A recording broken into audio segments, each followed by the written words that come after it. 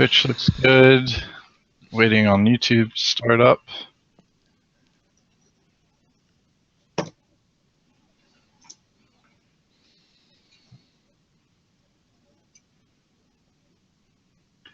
YouTube should be started. Checking audio. Ooh, I don't know if I'm on the VPN or not, so interesting. We'll see what happens with this. Technically, it doesn't seem to impact my upload bandwidth at all, so it could be I okay. thought we had a lengthy discussion about putting all your traffic through a VPN. I know. I can't remember if I turned that off or not. I can't honestly remember. So we'll have to see. All right. Well, we are live on both, so welcome everyone to the Foolish Tech Show. It is Thursday. The week is almost done, but not there yet. So, Hands free. Thank you, Phoenix. yeah, if there's any issues with the streams, you can mail Michael at his physical address of.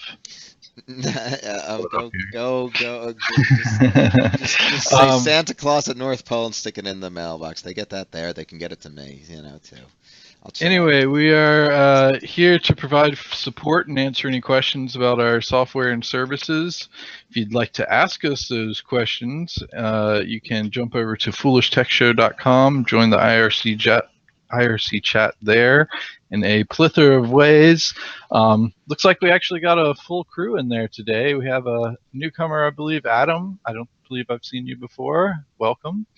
Beavis, of course, as always, out in Phoenix. I'm betting it's probably pretty hot there now. Looks like Futures Tech Cherie has joined us. Phoenix, RTM Tech, Shook, Snajapper 21. Don't think we've seen you before. Welcome. Glenn, welcome. And Weskers, welcome, everyone. So good crew today. If y'all have any questions, feel free to interrupt us at any point in time. We'll stop what we're talking about and talk about everything there. It's chilly there, 80 degrees per. It's 80 degrees here, and the humidity is already picking up right now. So, RTM Tech says Brytech 09's D7 YouTube video was good. It definitely was. For anybody out there looking to see that, I'll go ahead and post a link here. Join a new chat, not our new chat. Thank you so much, Bartek, for that. It's definitely generated a little bit of buzz in the community regarding D7.2. We appreciate that as always. So there's the Brytech video if you haven't seen it, and it's actually Britec, just shorten a little bit there, but no worries. And it's hot where Phoenix is as well, so maybe it'll stay that way. Jeez, I am about tired of this back and forth, going to sleep and waking up in the middle of the night, and it's snowing outside. It's kind of upsetting to me. So. Well, there's definitely a lot of temperature fluctuation that I think has been going on. I've had to both enable and disable my heating and air conditioning in my house on a number of occasions over the past couple of months, and I don't like that so much, but hopefully that'll be over with as we move closer to actual summertime. Yeah. Oh, no worries, RTM Tech. We don't mind. Or for the people under the southern hemisphere, that would be wintertime. It is wintertime for them now. Well, I got a few interesting links that I want to start off with here first. So the first one I came across was this year's Asimov Memorial Debate. It's apparently been going on for several years, and it's hosted by some person. Neil deGrasse Tyson. I love him.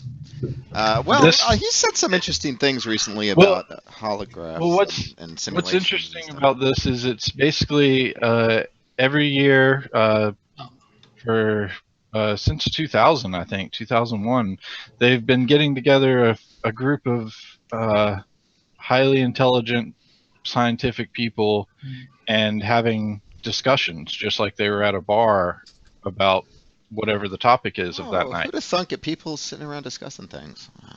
Yeah. Well, the first one is the universe of simulation, and that one was really good. I liked that one. I don't know. I had some questions about his theories on that and why But he it's thought not that. really It's I his know it's theory. He's but talking it's to the panel I just about have a their problem accepting the infinite timeline. I guess I agree in his context and on an infinite timeline, All something like right. that Well, should. we're not here at the level to be able to talk about that, so we're But not I going to actually am. I allow actually you am. to delve There's in. not an No, we're infinite not. We're not. We're timeline. not. We're not. We're not. You can do that on your own show. Okay, fine. Um, Sorry. there's two other ones that were really interesting, and they kind of played off each other.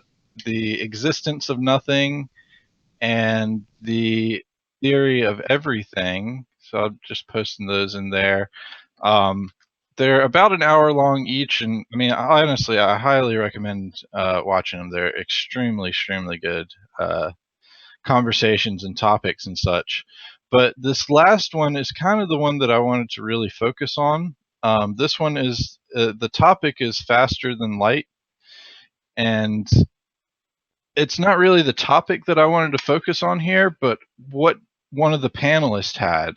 So essentially, one of the panelists for this was someone from the Opera Foundation, I believe it is, that they released an article back in, I guess, 2012 when they released a statement, press release, the whole 9 yard, the whole world heard about it, saying that neutrinos go faster than light.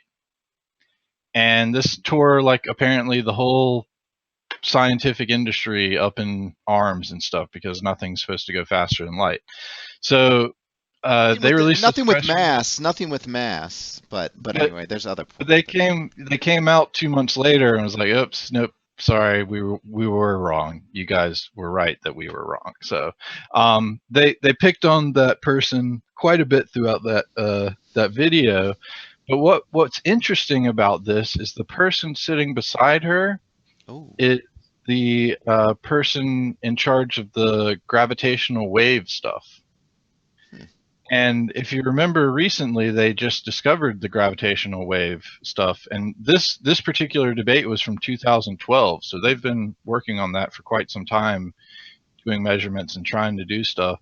But it seems like this really played an impact on them at that gravitational wave place because Huh. they did not release any of their data or confirmations or anything. Maybe they had a party at the place when they found a gravitational wave and detected it for the first time, but they did not release any press statements about it. There was even a Twitter went out about it, and I think it was someone that was close to the process but not involved in it released a Twitter, and I'm assuming that he probably got in, or that person probably gotten yelled at quite a bit for doing that, that they had found detection of it, but they're not releasing any information. They're going to be waiting for a few months after doing some testing. And they did a whole bunch of testing to confirm what they did was right and then released it. So I just thought it was really interesting seeing that dynamic, especially with having the gravitational wave people just recently, within the past year, having detected a gravitational wave, and yet them not announcing it, doing their due diligence and making sure everything was right and calibrated and repeatable. So, um, best mouth wishes to you. Yeah, that's another thing. How does one release a Twitter? Is that like releasing the Kraken? Yes, that It is is. exactly like releasing the It Kraken. it actually scarily is, Beavis. That is quite what it's like releasing a Twitter. Um, So yeah, I was just really interested in that, and there's a lot of high level topic and debate, and if you like that kind of thing, I recommend checking out all those videos. Actually, it appears they have all of them from 2011 to 2016 having been live streamed. So um, and they've said many times that debate actually sells out within minutes for like 2 overflow rooms as well. So um, quite interesting there. Yeah, and any discovery subject to peer review and verified should be considered valid, RTM Tech says. And I think that's what went wrong with the neutrino thing, is they did their own experiment and then released a big press release about it and then gave out the data, and 2 months later people found out, oh, this isn't right. So yeah, quite interesting topic there. Bradley, thank you for bringing that to my attention, and by pointing and bringing the story back around to what was really the substance of it, because I was going to get caught up in some of the details, but you're right, that wasn't really the main point. It's more about the sharing of the information and peer review, issues like you mentioned. Yeah. So, well, and then that's kind of what's nice about that series and that debate series in general, is that it's kind of they pick a topic and then they pick a lot of the top people from the field that can talk about that topic, and they essentially just sit there and talk about things that can never be fully answered, but talking about it brings up ideas and spreads information. So quite cool there stuff, I thought. And yeah, Michael, I had to cut you off because you would have just started spouting off about stuff you didn't know. So. Well, no. I mean, I do know about it, but I'm just, you did bring, you made a nice little presentation of that, and I again. I don't know if there is anything. Don't mess up when we do it the first time. Trying to see if we can. Can I stop OnCloud? Maybe we can stop OnCloud. I got it. It's working.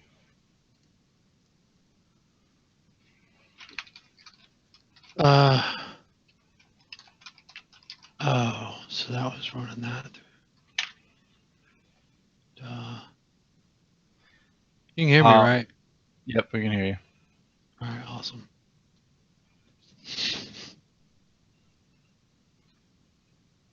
All right, so there. Now we're back, hopefully. I'm double checking to make sure everything's still going. Yep, everything looks good now. So you may have to refresh your page. Sorry.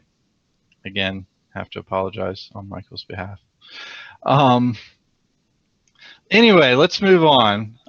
We got something else to go on here today. Tons and tons of links I got for you guys today. So first one up that's pretty interesting is a former Tor developer has created malware for the FBI to hack Tor users.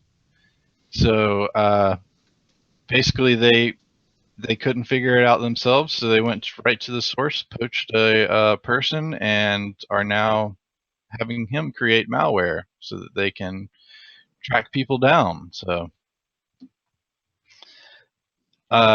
take that how you will, I guess. But I think we'll probably see this coming up a lot in the future, where the larger government agencies are probably going to start recruiting hackers and developers in that nature for that purpose. So it'll be interesting. They say they won't, but they will. They do. Yeah. Already. Yeah. Well, I mean, right now they have a problem getting people because nobody wants to go work for the government.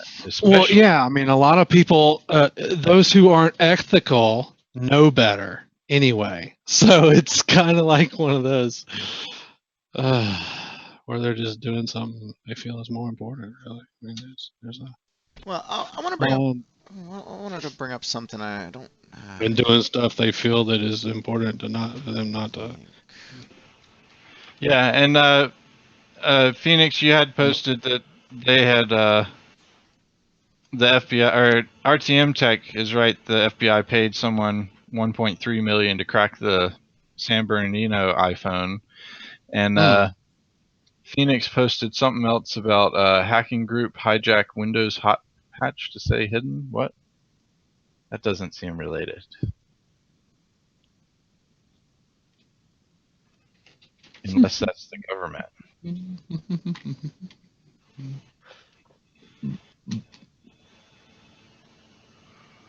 Someone has we have a string bass downstairs. Sorry. Oh, nice. We can't hear it. So yeah, and I did see that other link about the child porn suspect is being held. Actually, from what I heard, he's actually being held in jail indefinitely for refusing to decrypt his. Oh, that's the one I was. That's the one I wanted to post about. I'm trying to find. Let me see if I can find that. It's at the same Ars Technica, I believe, is the one I posted recently, or just there a moment ago. But basically, the situation boils down to this: his lawyers seem to be arguing for the Fifth Amendment, and I actually kind of I believe it's the right case, even though I'm staunch against child pornography. Obviously, if he is truly guilty of that, then I wish they could do their jobs otherwise. But the thing, what it boils down to is this: what's happening is that they're using the all writs law, the 1785 or something like that, that it was and it's a very vague law, and it does effectively give them this power, but it's mitigated by that it has to be within the context of laws and everything else, and of the institutions that are using it, that are calling upon it. And so everything goes fine until you consider its legality. And it hasn't been raised in this context before apparently either, so I would like to see this go to the Supreme Court.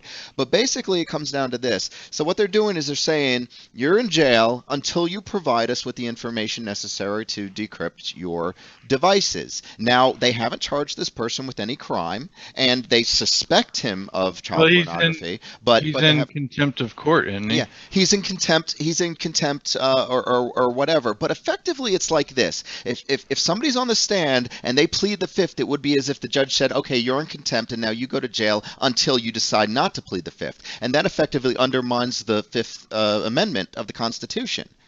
And this law can't be used to remove a constitutional Well, and I thought they already had some higher court revelation on that that decrypting or providing a password to something was yourself. Because listen, think about it like this: it's requiring that you divulge information from your mind to gather evidence against you to incriminate you. And so it's effectively like being on the stand and being forced to testify against yourself. And we have a constitutional right, whether or not you agree with it, we have a constitutional right to protect that. And they have to be able to get their evidence in some other manner than having the person proffer it up to them. And if they can't do that, that's tough. We're all in agreement, Michael. You don't have to repeat it for a third time. Okay, sorry.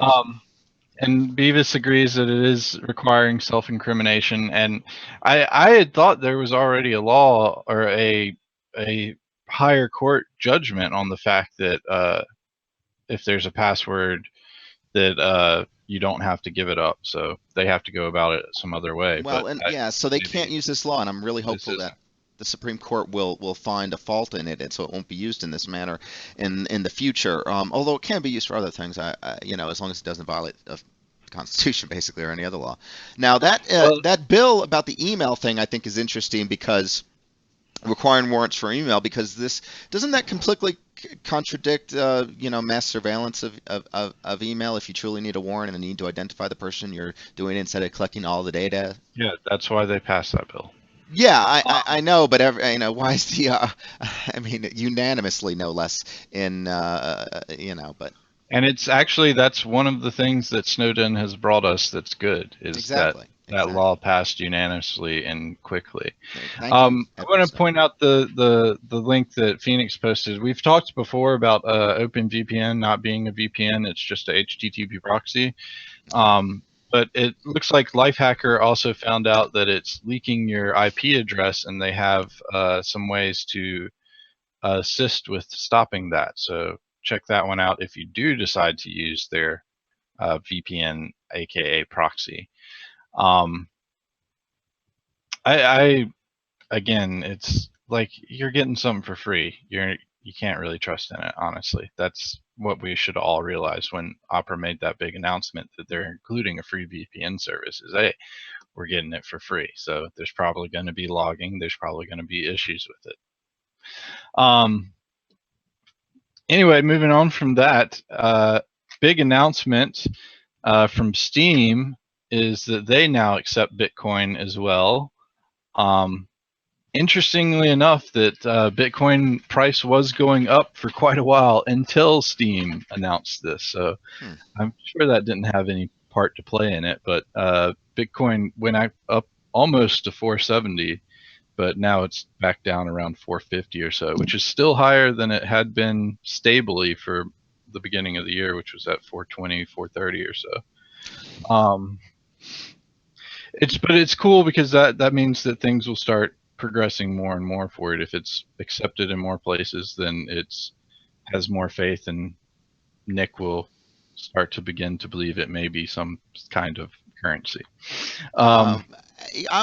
Listen, it's interesting. I love following it, and I've been wrong or right about it. I had predictions, and it just seems to be sticking around though pretty much, and more people seem to be adopting it. So I think that may very well happen. Oh, did you hear anything about this? I haven't looked into it, but you had had an interest in Chromebooks in the past, and apparently HP's proffering up this against Apple's offerings. That is a very nice one.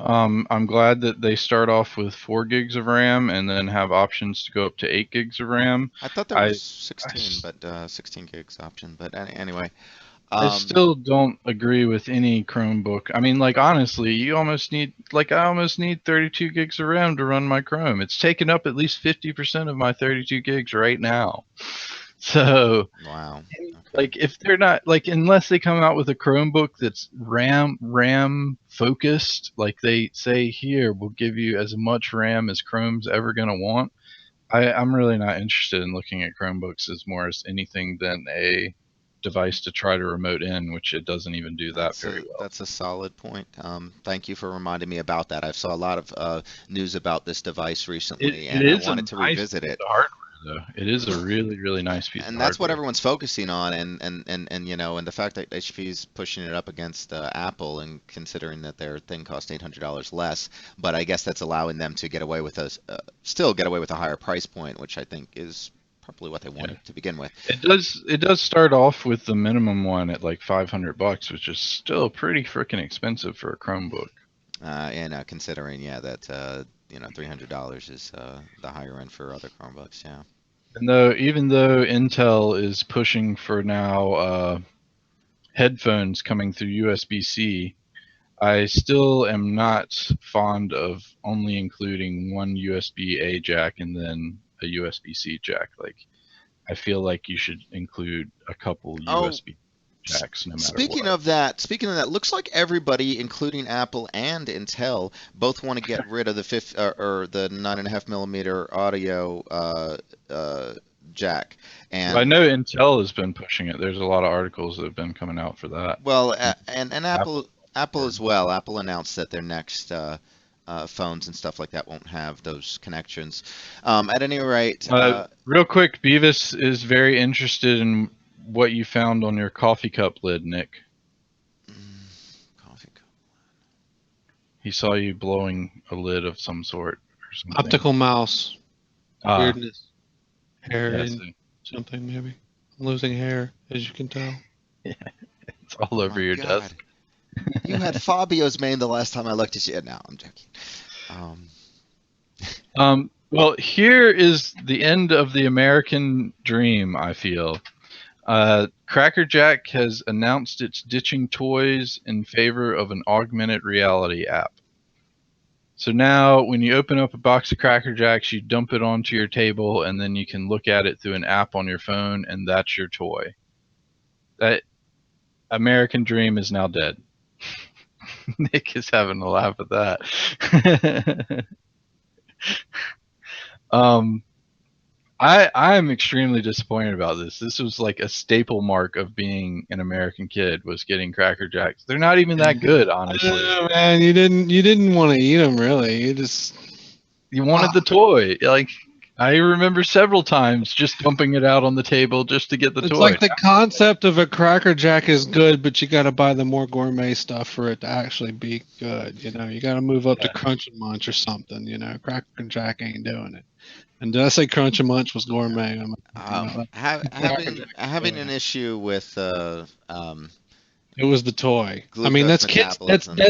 That. Well, I know you, Michael. I'm sorry, and I'm sorry for that. But that's actually the difference between, you know, even I didn't even really much think about it until it was like the difference between like children's junk food and adults junk food. You know, they actually try harder on the adult stuff, and they throw a toy in the children's stuff, you know, instead. Yeah. Listen, So- something that would be interesting to RTM techs. yeah, RTM. Works though. Peanuts and an app. Yeah, exactly. That's what you get with CrackerJack. RTM Tech, thank you so much for bringing the levity to the table there with that. I just thought something was interesting for our team here particularly, and I know maybe a few of you out there probably also engage in the ecig thing, but there was an article about that as well, and you know, it looks like they're you know, kind of, you know, getting sides to this contest, and there's, you know, a lot of strong proponents both for and against. So Actually, the British doctors have come out with a 200-page paper recommending e-cigarettes over. yeah, and there's a lot of yeah. Imagine I that. have it hard to dig through. Imagine that, because like you remember the popcorn lung thing, and then like there was like I had that link for that was like, it's probably my RSS still. It was that was like kind of bogus because it was so much more likely to happen, like so many 100 times more in a smoker cigarettes, you know, and it rarely happens even then because it's like more related. It's like it can happen, but Yeah. it's not like the numbers they're using are misrepresentative of the That's actual comparison. Well, and that was one of the interesting points, and I don't have the link for the British article, but essentially one of the things they said was that it does still have health concerns and health risks, but it has far substantially lower health risks than smoking cigarettes and tobacco straight. So they do say, all right, it's not the best. It's not something we're recommending you pick up and start, but if you're on cigarettes, we would recommend you switching over. Is Yeah, just essentially look, responsibility, common sense. Yeah, I mean that's. You know, it I doesn't don't have to know be one if way or the other. It can my be the middle. memory is so bad these days. I don't know if I saw this on. Oh, I remember. It was that time. Oh, I remember. I met a guy. I do remember now. I met a guy, and I don't know if I want to say where, but I met a guy who he went to his doctor, and he might as asked, well tell us where now, because we're all thinking you met him in the porn shop. he was a Vegas blackjack dealer. Okay. So it was the time I went to Vegas, you know, and it was all like he was interested in my ecig, which I was just doing in there at the time, and no one cared, even though you couldn't smoke cigarettes in there. And see, this was still in the, like, you know, a while back, some years ago. So it was like, we were talking about it, but he was chewing the gum. And he was just, you know, he was just curious. He wasn't looking at switching, but he had been chewing the gum because he went to his general practitioner and asked his general practitioner if he could just start chewing the gum if it was like going to really do anything negative. And he was like, no, not really. I mean, I guess there's the mouth cancer thing, but it's not really the nicotine, I don't think. You know, I mean, that was the GP, you know, that was his GP. But, and he was just like, whatever, because he actually, he's an adult. I mean, obviously he's a blackjack dealer, but he concerned even, and talked to his physician. But he started with nicotine gum for he was never a smoker, is what I'm saying. I don't know if I made that clear. He was never a smoker, but he knows that smokers get a high from the nicotine, so he wanted the gum. I mean, is that not clearly an issue too? I mean, I know it's not as bad, but I'm just saying, one makes it out to be like, oh no, the kids are going to want it. Well, guess what? It's in a gum form. That's like, you know, like the reason why it's like smokers want it and like not non-smokers is because smokers still want to inhale something and hold something, and non-smokers just in it for the buzz, I guess, and I guess it's fine with the gum, and they just become gum addicts. Well, I tried the gum for a while, and it's not that bad. It's just having to chew gum for all that time. I'm not a child. It tastes nasty. They tell you to throw it out after like 3 of their chews, which is like you chew it a few times and stick it and like lodge it somewhere for a bit. Well, that's crap. I would use and it was like when you start, use like 9 pieces a day. At least when I did about 6 months. I started off with gum, and one time, and before the ecigs, and it was like I did I didn't have the fixation thing going on with something to hold and something to do. The flavor really wasn't that bad for me. It was just kind of.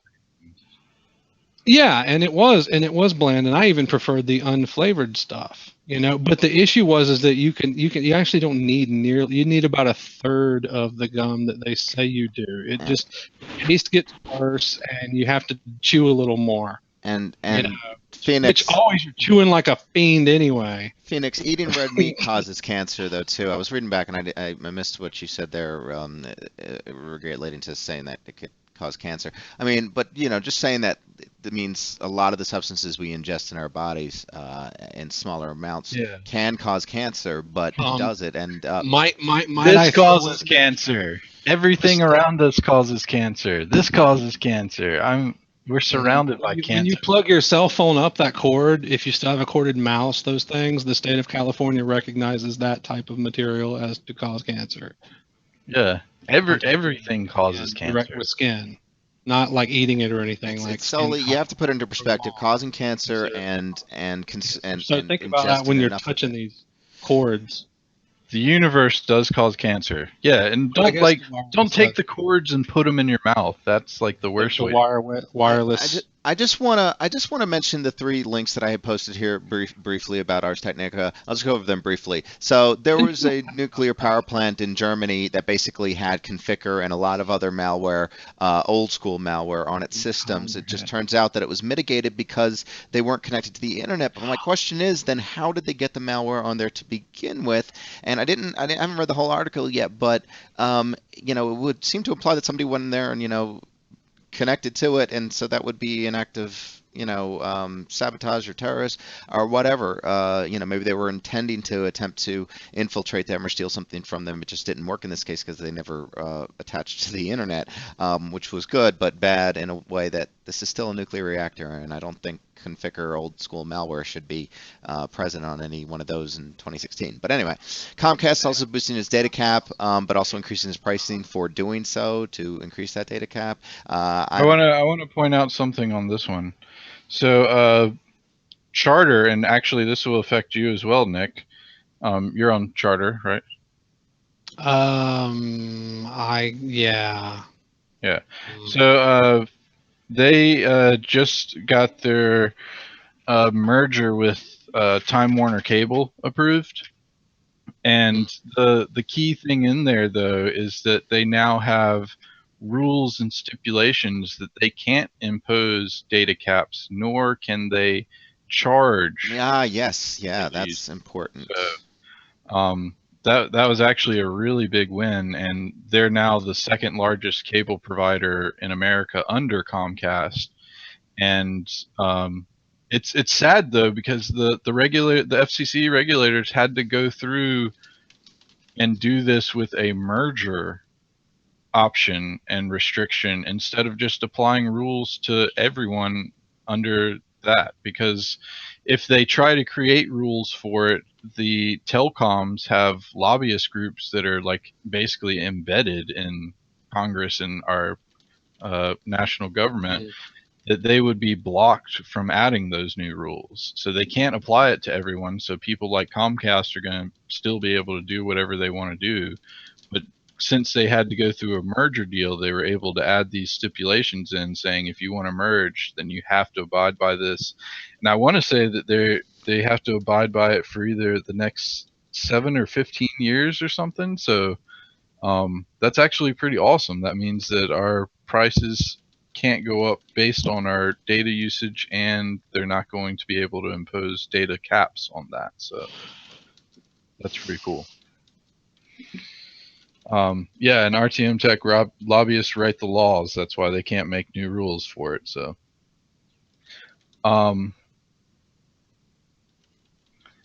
it probably takes a lot. I mean, to scan nuclear reactor stuff. It's not like they can just shut it down and try scanning it, Michael. Huh? No. Okay. I was going to say most big banking entities prevent that. They ban the use of USB, and they should certainly do that in the case of a nuclear reactor. And a nuclear reactor, a PC that controls it doesn't necessarily mean that you have to take the whole reactor online to do a scan of this. Do you think that the way they found this, they had to take the reactor offline? I mean, I'm just sure I didn't read the article. Maybe they did, maybe they didn't. But regardless. Well, still, it was an Maintenance is older one, so required maybe it sometimes. was something prior to when they enabled that and said, "Oh wait, maybe we shouldn't allow USB." Listen, I think it's important. Nuclear reactors, I think, are in a mess in this country and apparently everywhere else around the Well, world. that's how we got into Iran. It's not like they're regularly fine anyway. Yeah, so we Like need to upgrade the nuclear we infrastructure. sabotaged Iran's nuclear power reactors. You realize that, right? No, America I mean, sabotaged. I understand, but this is Germany, and this is not America's enemy, and I would have thought they would have been a little bit more on top of it than somebody like Tehran. You know, I Yeah. Anyway, long story. But the DNA storage. Did we ever talk about that? I thought that was a fascinating article, by the way, and it looks to be, especially at the cost, been dropping for DNA analysis and coding as well. It's actually could be cost effective in the future to use that. It's still a ways off, but the very fact that Microsoft is doing these experiments for their data center usage, it seems to indicate there's probably some value in that, and a lot of other companies are doing too. The whole reason that that company that can, I think it's called Twist, that can make these base pair strands and encode information into them, they wouldn't be around, I don't think, if there wasn't this demand for it, and the cost is getting cheaper every day, it looks like. So, As especially soon as with they come advances out like with a hard drive about it, bring that link back up then. okay. RTM Tech, thank you for correcting me. Iran centrifuges is what we sabotaged. Still similar basic thing. Well, no, that's for making nuclear weapons. The others for their power and could have hurt their citizens if we made or did something to attack it. Similar, same setup that controls those kind of things. I mean, it's just like here, and America is no different. Our infrastructure is severely open to attack and threats, as it's already been. Yeah, absolutely. We're very poor about that. It's not just the other places, it's definitely us too. And in fact, we're worse in some cases. Glenn, he did mention that he believes the article said that he did say that that the systems weren't connected to the networks and internet, so they were isolated. 1 second, I'm telling Miguel from Avoid Errors that we're doing a live chat right now. Awesome.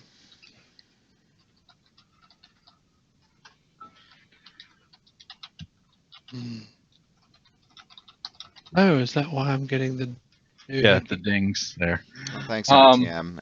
Yeah, we always And got to accommodate Glenn. Phoenix, Discord, I've briefly heard about that, and even if it does work better than TeamSpeak, if it's still one of those everyone chats and talks at the same time, I can't deal with those apps. It bugs me. But why do we need something different? We got IRC right here, man. So that's Well, good. Yeah, we there's can't yell chats at that you. just like. It seems like there's just like I don't know how they handle it, the audio. Can you explain that to me? But I hate it. Yeah. It's bad enough in here. Yeah. We can barely keep control of Michael in here. So. I know. Anyway, let's get back to some tech talk here. Apparently, Technibble's RSS feed had not been working for several years, and they fixed it. But thankfully, I got to see a bunch of their articles that I had missed or hadn't seen. Wow, that's why I don't see much stuff. Yeah, I think they fixed it now. It was So like a long time, but I was out of RSS for a long time too. So well, it came up this morning and there was like 60 posts from him. I was like, wow, he posts a lot today. But no, it was apparently these are old articles. But there are some when I fired up my feed, I did notice I was looking at some older articles that I thought were new, that were fresh to me, and then totally makes sense. Yeah. So one of them that was really interesting here is that Technibble article. It's about Mac performance troubleshooting. So I know none of us here deal with a lot of Macs, but it's good to have options to be able to check that stuff out and look at it.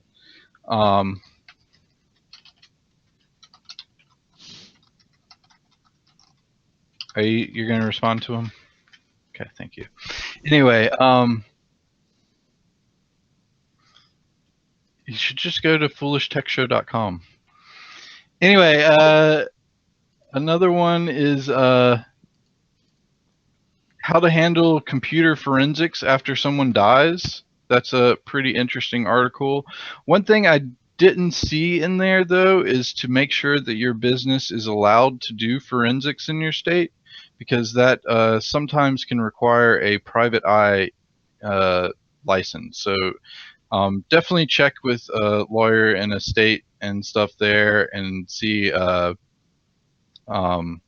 if you're allowed to do that. But it does have some interesting routes to be able to gain access to something after a loved one has died that you're able to get to. So, and another one that Phoenix will probably like, or probably has already seen, is a system set up to go over setting up Easy to Boot to replace your buried boot disk. So, thought that was pretty cool as well. Phoenix, it's not that I hate it per se. It's that A, we have the IRC chat already set up and working, and B, I don't like TeamSpeak style communication. Like, I don't like Mumble that Nick suggested. I don't like anything that has that kind of everyone's able to talk in a room. Like, I don't like that voice chat stuff. Johnny has something as well. Johnny, what's the thing that you use that records the messages and they play it back? Mouthwish. Oh. What? I completely forgot. I was actually going to ask something different, but it was just a buzzy from our chat, and then I didn't understand what it meant until just a minute ago. So I'm sorry. Continue, please. Unless there's a break, because I did actually have a burning question about. Yeah, no, go for it. There was this article I just looked at via Door to Door Geek, actually. The Podnuts guy, and Android App Addicts, I guess, and he does the. So I just saw that and I was like, whoa! I haven't looked at it, but have we talked about that? Do you know anything about that? I've seen articles about it. We haven't talked about it. Essentially, it's trying to make it so that you can charge your batteries off of over wireless, which I already do with my phone, but it has to be right up in there, inductive charging for that. But this is a different. It's got to be. It's a higher range, so like you could actually have your phone here and it would still be charging wirelessly. And from what I saw, I don't know if I didn't honestly read the articles or in depth into any of it, because it's obviously not something that, hey, Apple released this product now and you can go buy it. It's still one of those theory type things, so who knows? Well, see, that is the thing, and Beaver just said it in chat, that causes cancer, and I've been talking, oh, that's Hex Chat, stop it, and I see, that's so bad, that's Hex Chat, it was like, somebody mentioned your name, so think about transmitting power through the air versus, I mean, just like, I know it's, I just want to say one thing.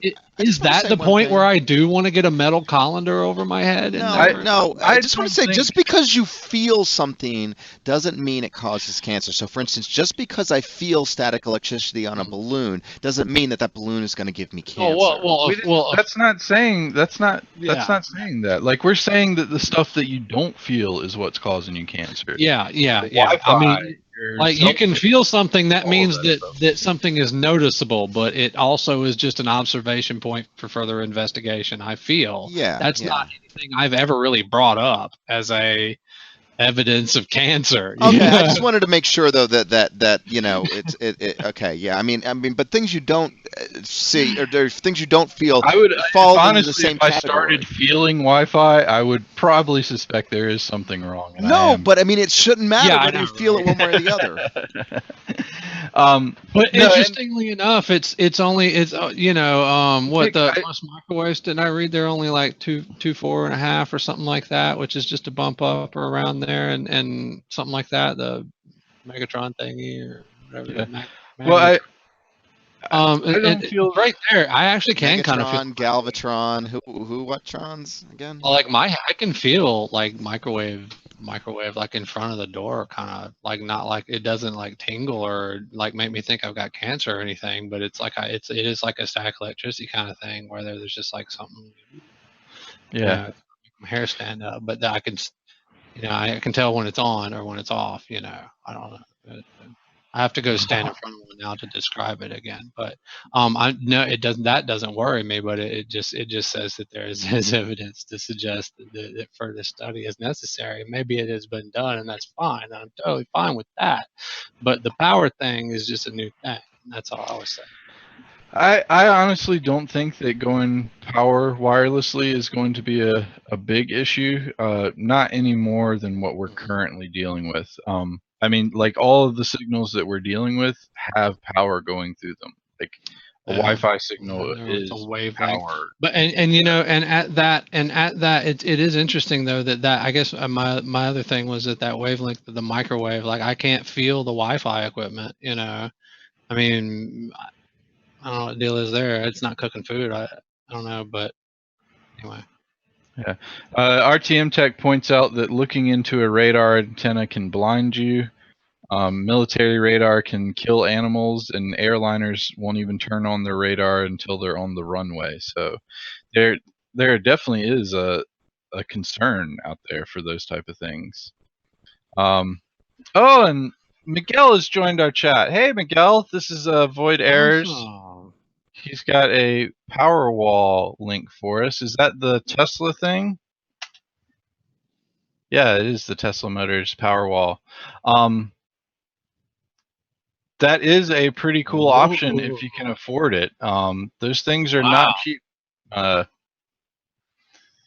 They are pretty nice. It can, I think, for a standard home, you would probably need 2 of them. So you're looking at like, I think they're $10,000 a piece at least. Let me see what their cost was.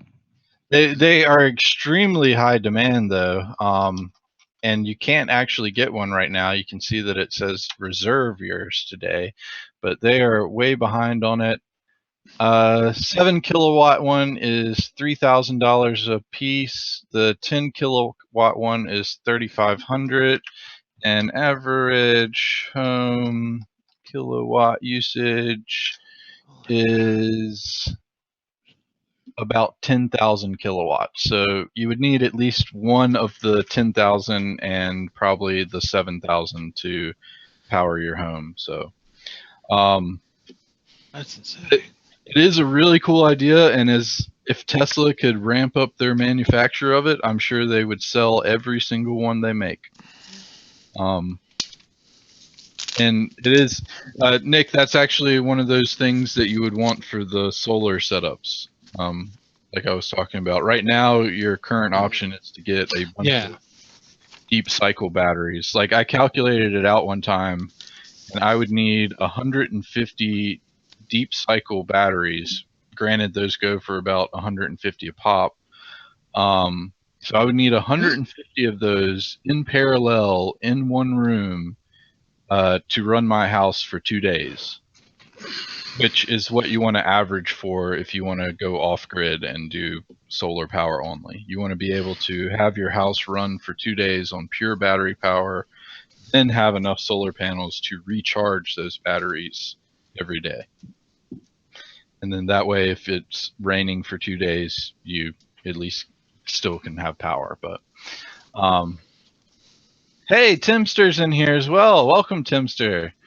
Timster is from TimsComputerFix.net, right? .net? Is that the I thing? just called him out. That's you, right?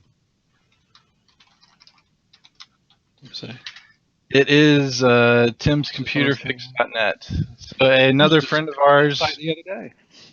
If you're down in and around Savannah, Georgia, check him out there. Awesome guy as well. I actually got some shirts and a hat from him. More than that, actually, he does. He takes laptop repairs, internet. He did a video the other day that I was looking at, and I was like, man, I wish I had time to do blog posts like I used to and things, because he had a video the other day about shipping a laptop to him. You know, he unpacked a laptop somebody had shipped to him or something. Yep. I remember. You know, and so I'm sorry, but that's so he does that too. You know, you don't have to just be in Savannah. You know, a lot of people do send him stuff. So.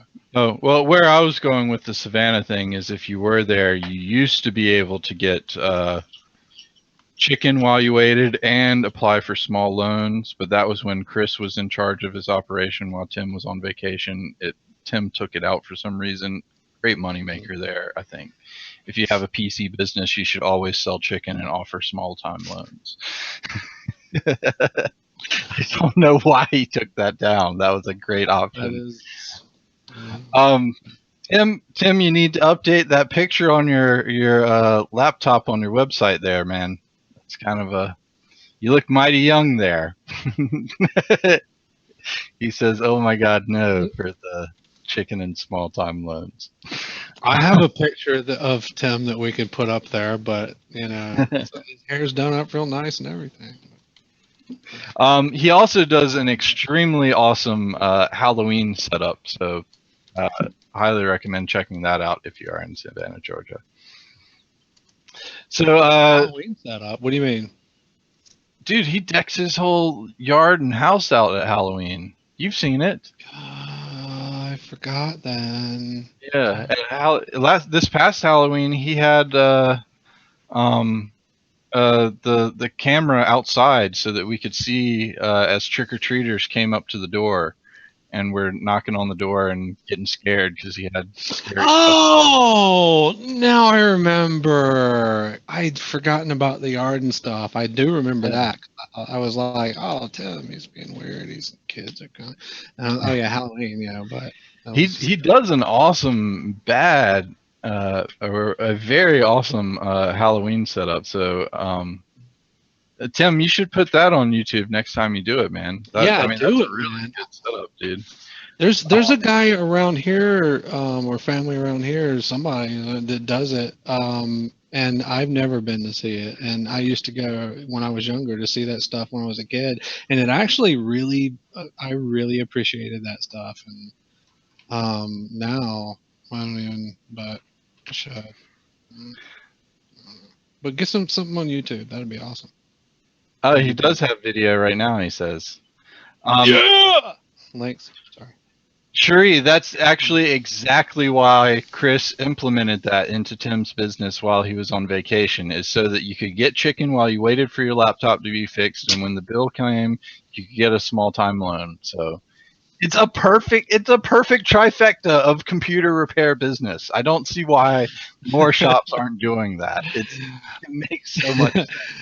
I would actually trust with your community. That's the perfect way to build up trust. I eat chicken, but I don't eat chicken in public that comes on a bone. I only eat boneless in public unless but What? What? Did you that's just one of my things. I don't eat boneless. I don't eat chicken on a bone in public. I don't eat leftover chicken on bone unless it was removed from the bone before being stored.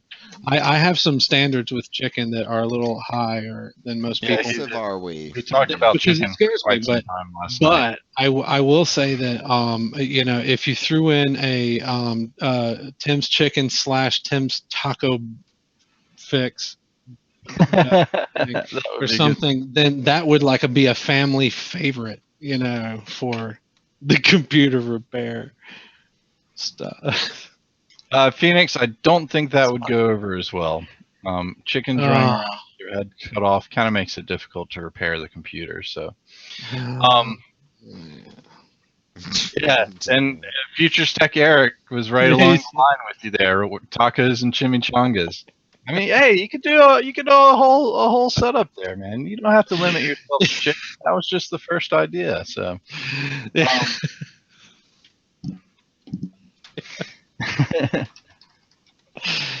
Yep. That's what got the whole thing started. Yeah, ribs and beer with PC repair. That's the name of your business right there. That's perfect. Michael, show your thing. Show the thing I gave you today. Speaking of names, right. people that name the place as well. Let me fix my camera first. It's a place up the road I like to get biscuits from in the morning. Okay. I got Michael a souvenir today. Let's see. Let me go get it. Where did I put it? It's already thrown it away. No. While he looks for that, though, this is your video. I know you didn't just promptly put it away. I've seen how you treat things. Okay.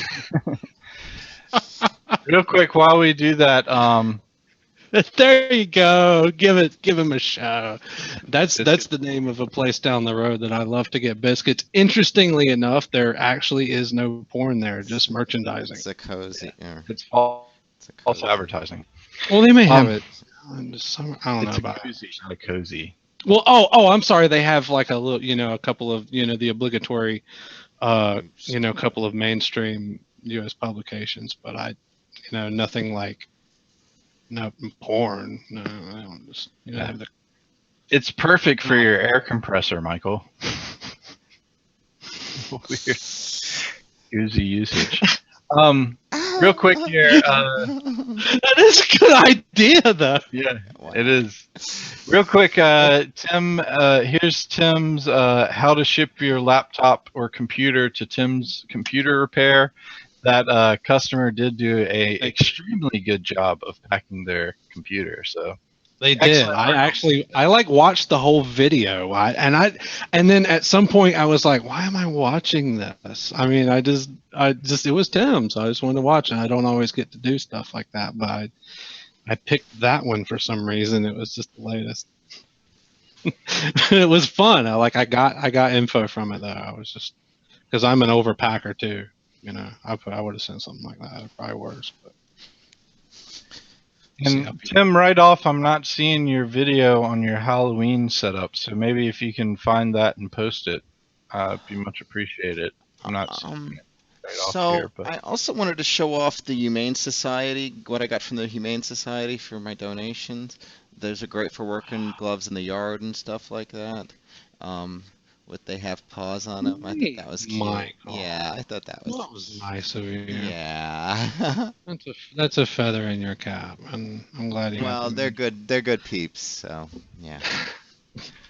All right. Well, that's a nice glove. Enough of the tomfooleries here. It's a pair, by the way, of gloves. By the way, this is a big issue here. So we talked about this before. The regserve32 has it's not an exploit, it's a feature, but apparently Bleeping Computer has a rundown on some ways that feature of regserve32 can now be used to install ransomware through JScript and VBScript installers. So interesting interesting stuff there, and it is one of those. It's like it's a feature of RegServe 32, so it's not an exploit. Remote registry, though, we talked about this remote Yeah. registry. Mm-hmm. But I think this actually does it a different way, so you may want to check into it and see. But isn't this? I mean, because anyone could really put. I mean, I think you could really put a lot of like any code you really wanted to into the functions that calls.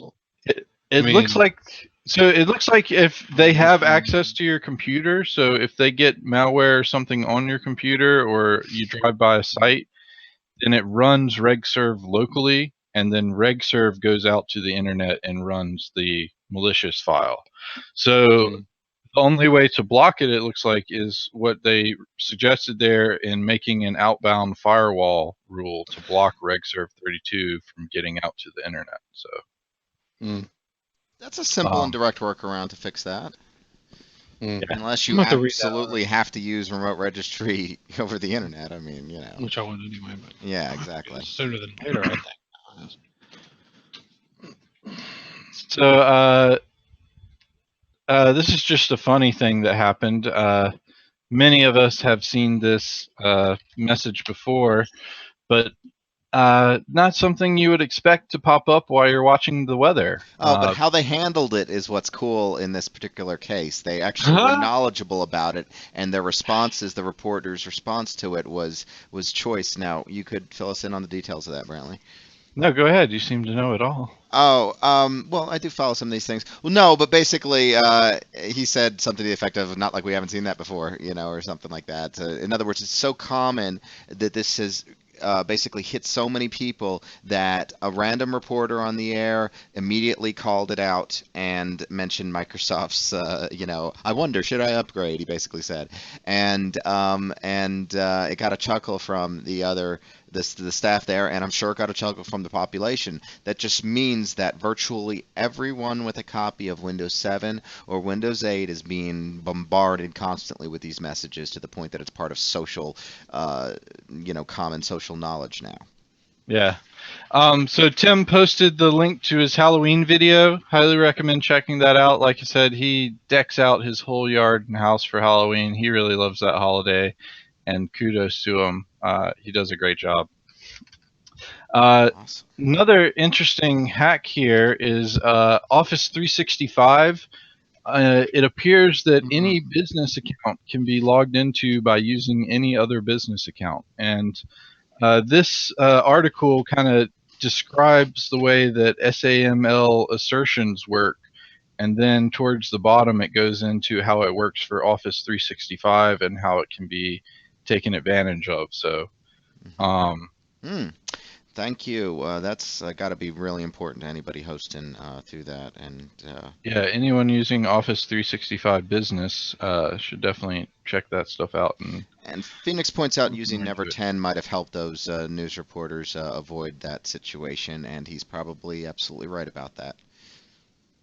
That's that Steve Gibson utility to pull that out there that recently had the ability to actually remove the update files from your computer, thereby saving many, many gigs of disk space. So that's always welcome. It's always good to mention that again.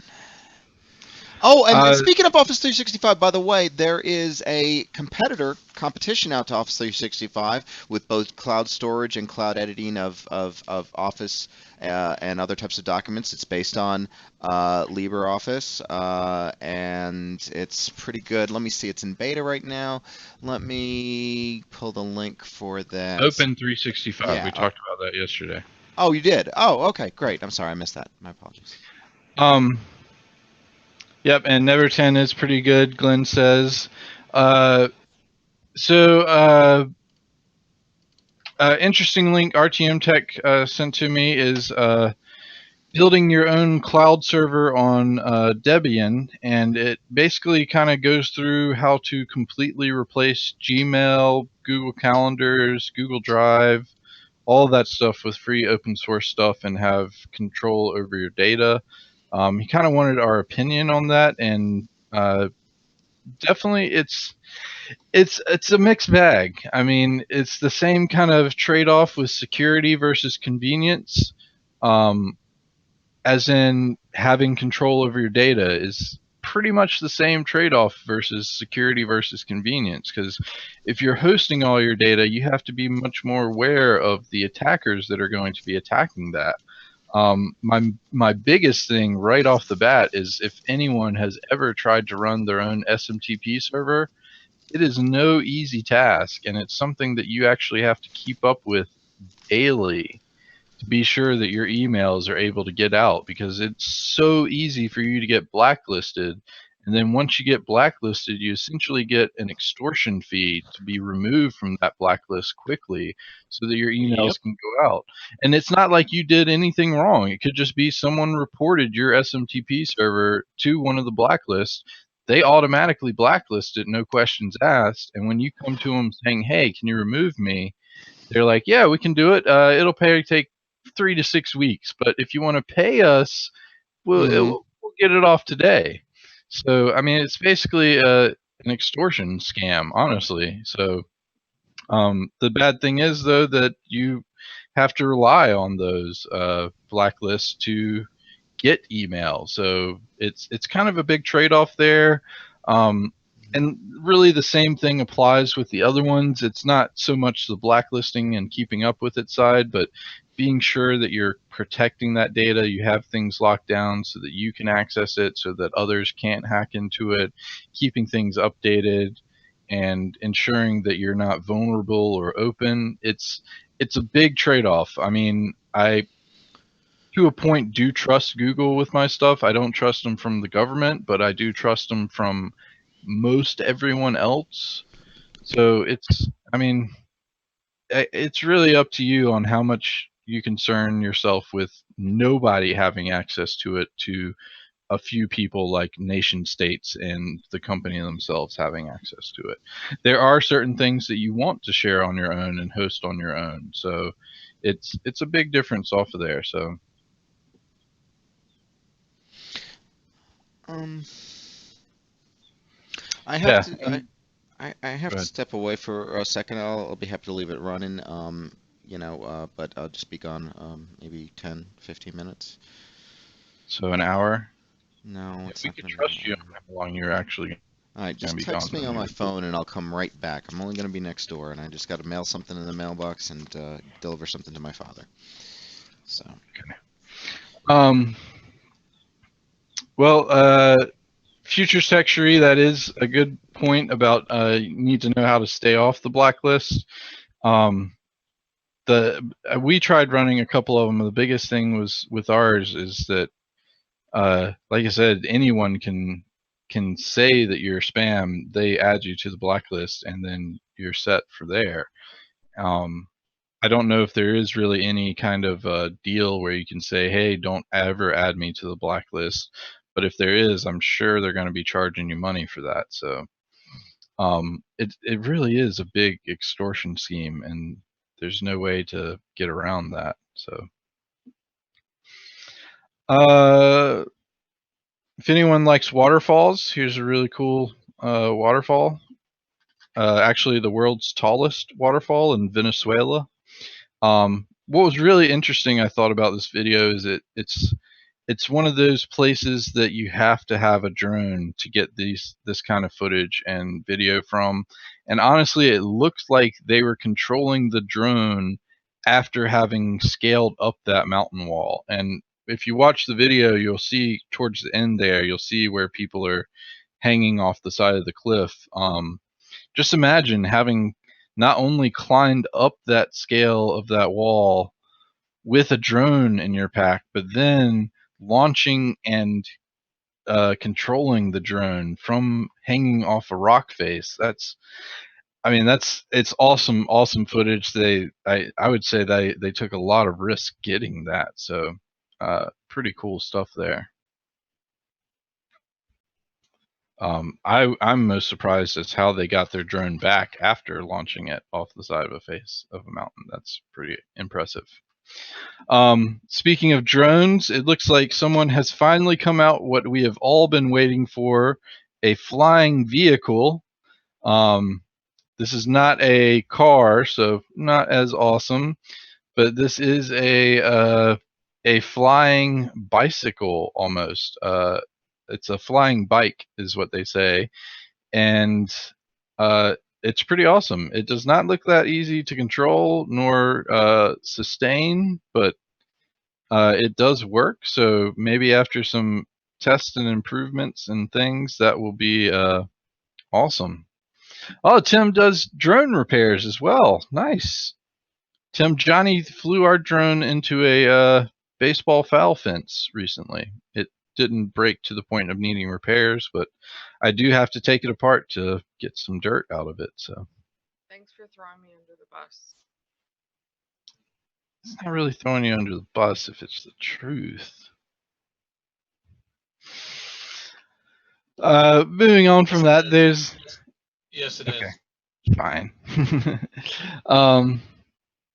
Moving on from that, this was a interesting music video, and not interesting because it's a ripoff of the song that BlackBerry is taking there, and not interesting because it's a song about BlackBerry launching a new phone. It's interesting because if you look at the faces of all the people in the video, it's like you can see what it's like to sell out. Like, all of their faces all just have that look of, oh, I hate that I'm doing this for money. It's terrible. This was the worst decision of my life.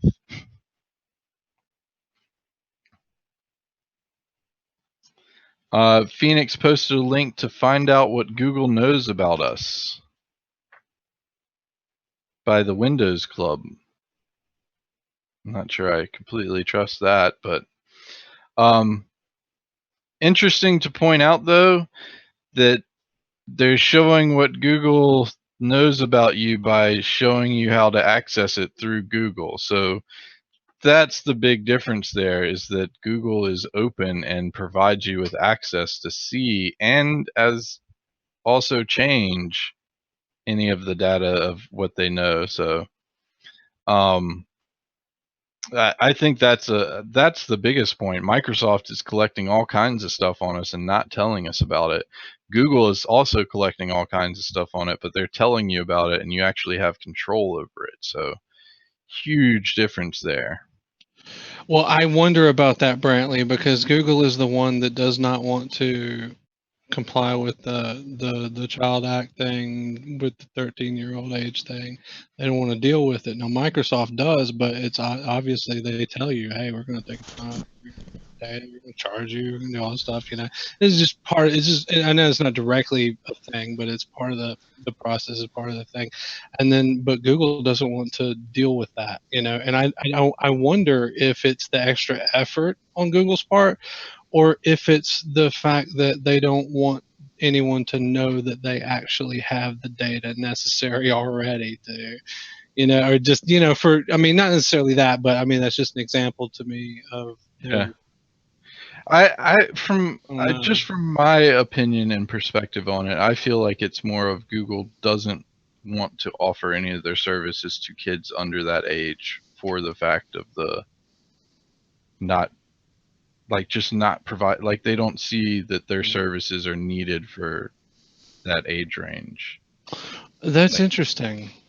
That's interesting. And again, it's just my opinion on it. I don't have any data or facts on it. It's just what I would see from it. Well, I guess they don't make an Xbox or anything, but yeah. Well, and they don't. They do. They don't. But Chrome's, they don't make anything that's geared towards children specifically under that age. Chromebook to a kid again.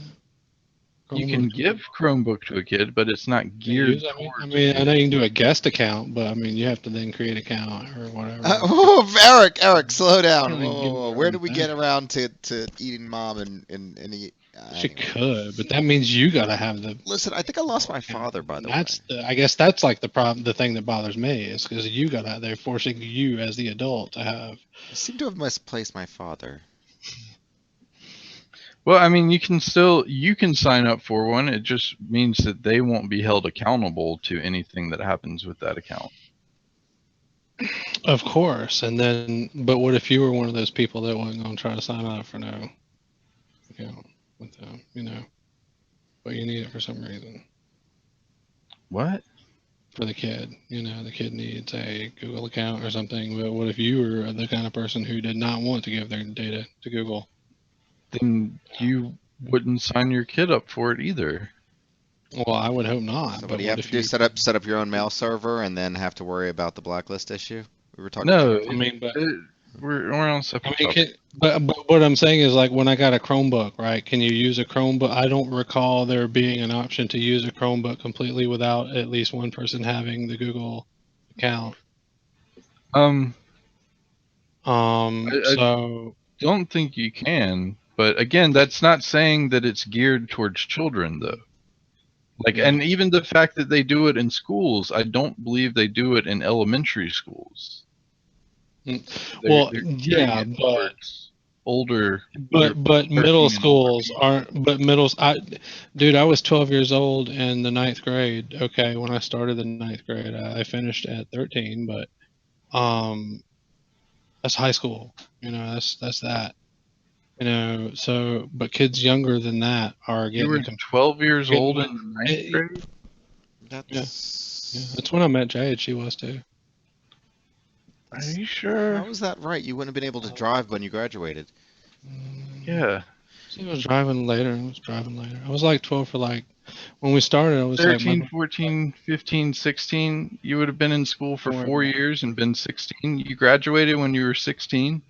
I was 13, so it was 13 to 40, 45, 56, 16, 17. So I graduated when I was 17, which I did, 95, by the way. But I'll tell you. Anyway, I don't think that I think that the reason Google does it is to not have that. Like they basically are just essentially handing it over to you and not having that liability. So I don't see anything wrong in not offering it to 13 and under if there's a law that requires you to do all this extra stuff about it. So It's not much extra. I mean, it's just a little verification of who owns the kid, basically, which is essentially what's gonna what you could avoid by lying about it to begin with. But I don't know. Can you? but that removes liability from the I company. haven't actually signed up for a free email lately. Not with That Gmail. removes Anyway. liability from the company. Mhm. So if you sign up and lie about their age, then, or if they sign up and lie about their age, then that company's not liable. Same thing if a kid signs up for a porn site using their parents' credit card, that company's not liable for it. It's their parents that are liable for allowing their kid. Just avoiding a responsibility is your take. Yeah. Well, and I can see that as a fact of maybe they are collecting stuff that they shouldn't be, but I don't see it in that manner myself. But Yeah, that was my original thought. I was like, they don't want to get, but yeah, who knows? I also have a bias. I am extremely biased towards Google. I still think they're one of the better tech companies in the world. So I don't. They think are actually, they are, and that is all the the time. scary thing. But they are one of the bigger tech companies, so it's a good thing too. Yeah. But just that's also, I don't know. So you just can't you have to just pay attention to things. You can't just blindly Reading the accept. fine print is definitely something that's Yeah, coming you have to more. read that, and you have to read things. You have to read the whole of everything too.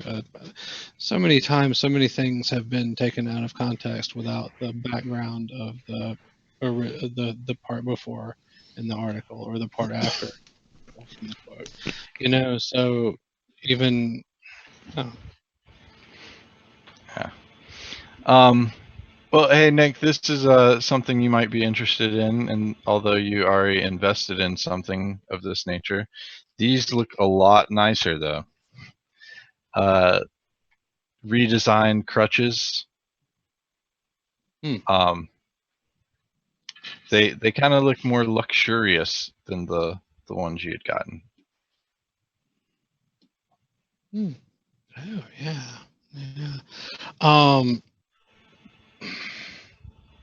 Alright, yeah. I just thought that was an interesting one since you brought that up. Hey, Beavis, I'm glad you're here because you brought up Baby Metal, and I listened to them quite a bit last night, and they're an interesting band. I'm not sure I'm fond of the whole Japanese pop underlaid by heavy metal, but their heavy metal side is pretty good. The Japanese pop side is not very good to me.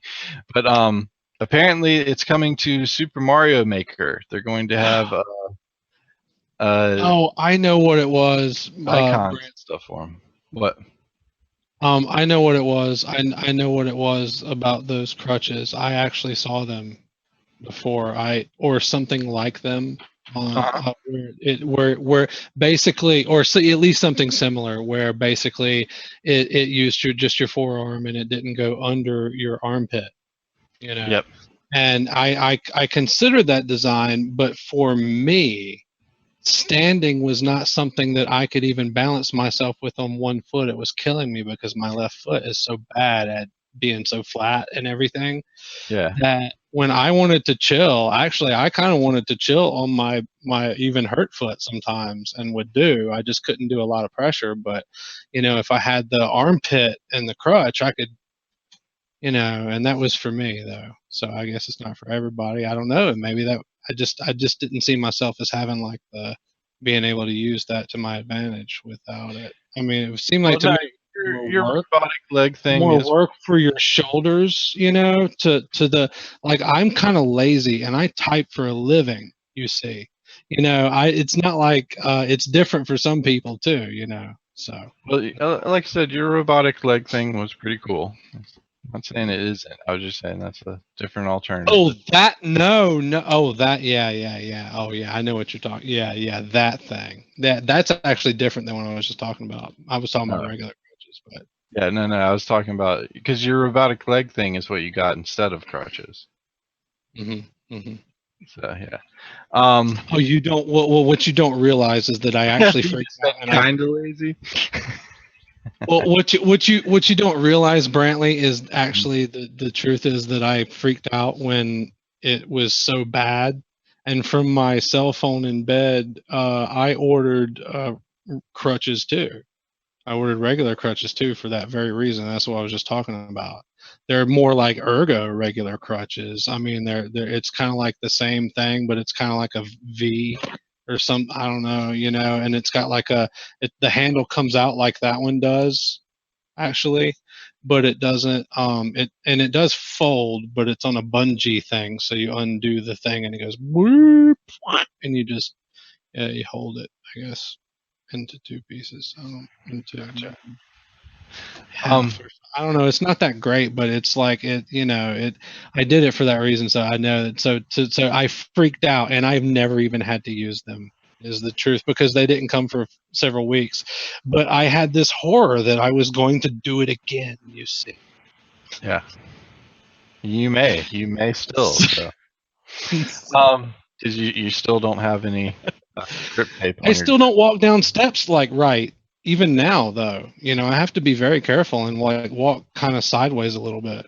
Even still, And hold the handrails and such. yeah. Oh, yeah. I mean, what am I, older? No, I just hurt myself.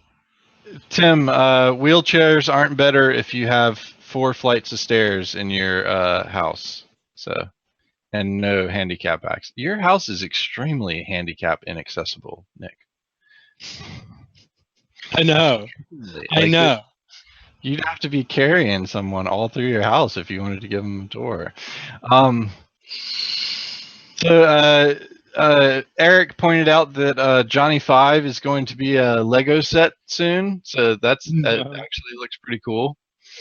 You mean from the 80s? Yeah. Awesome. Yay. So we have reached an hour and a half here, so way after our time limit here. I do want to leave with one tech thing here.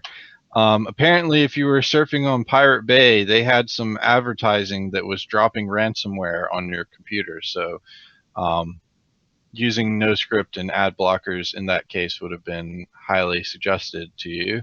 But it's just interesting that I mean, even a site that's so concerned about things like that would let that happen. So I guess it is really anyone can have malvertising happen.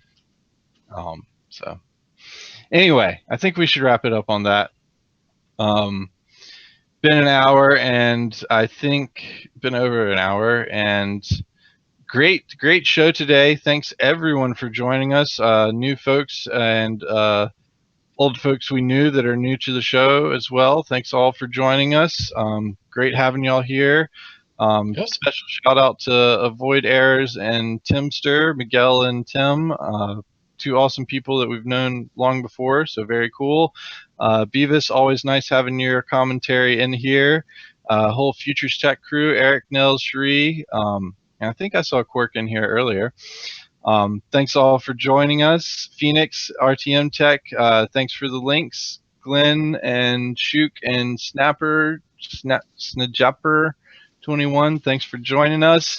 And we will be back tomorrow at 6 p.m. for our Friday show. So hope y'all's week has been going well, and we'll be back tomorrow. Awesome. Yeah. And All right, thanks bye, to everyone. You, Brantley. Bye, Stop internet. Thanks to you, Brantley, and bye, internet also. But you're the bestest show host there ever was. So you're the man. Thank you. Thank you for that. I'll expect my trophy in the mail. Don't send me a trophy. I don't have a fireplace mantle. Anyway. Send the big trophy. Yeah. Ginormous trophy. Yeah.